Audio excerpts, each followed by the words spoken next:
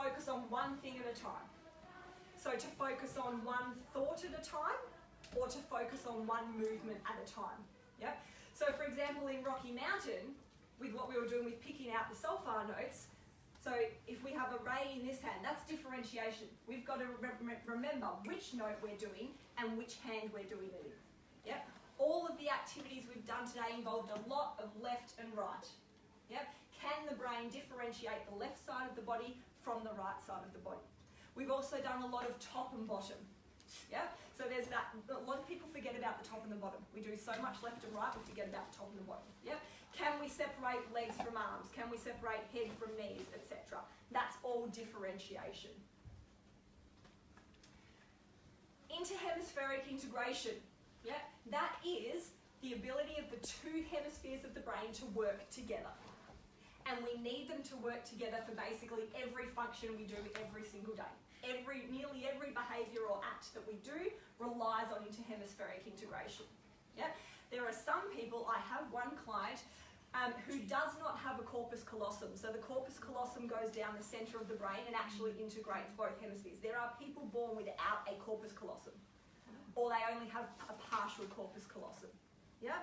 And so that's why a lot of their just daily activities are challenging for them, because those connections aren't there. They've got no way to connect both hemispheres. Yeah? Unless I'm doing a lot of this with them in their sessions, and then that helps to form connections in other parts of the brain that can take over that responsibility, because the brain plasticity is, as we know, a lot more about that these days. So with everything that we were doing then, your top, bottom, your left and right, you're alternating. So all of the alternating aspects, if you go back through the activities, look at how often I've put in alternating. We're swapping between left and right all the time. That's so that the left side of the brain can take a turn, then the right side takes a turn, then the left, then the right. They have to be talking together and having a conversation. Yeah? So that's what we're developing when we're doing all of those activities. The vestibular system. Now the vestibular system is responsible for balance, like literally physical balance. It's also responsible for emotional balance in the system, yeah? Emotional regulation and attention. The vestibular system is responsible for movement, and it's also regulated by movement. Yeah? So all of these activities that we're doing, there is far too much sitting in schools these days. I know you agree with me because you're music educators. Yeah? There is far too much sitting in classrooms. Yeah? So these activities that we're doing, we did them continuously. You can take one step and do that as a little 2-minute activity if you notice the children are needing a break. Yeah? So these days, every second child has ADHD, yeah? Yeah. Except they don't.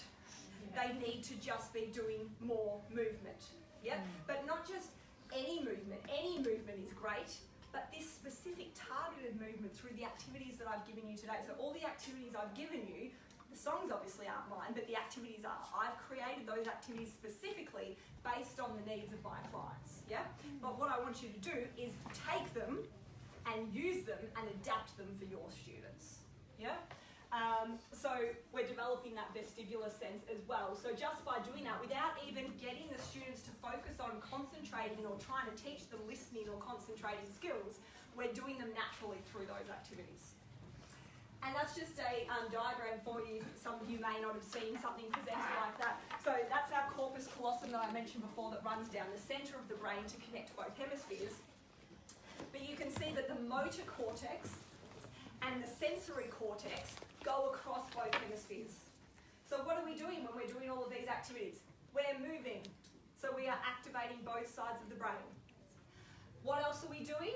We're using all of our other senses. We're using our proprioceptors in our feet and in our hands. We're using our eyes, we're using our ears, we're engaging all of our sensory systems, and the sensory cortex also goes across both hemispheres. So naturally, we are activating both sides of the brain at the same time. Music and movement are two of the very few activities in the world that activate both sides of the brain at the same time. Yep. Before I just get to my last slide, we've got just about 5 minutes left. Questions? I know you've probably got a million, and we won't have enough time for all of them, but we'll get to as many as we can. Have you autistic kids who don't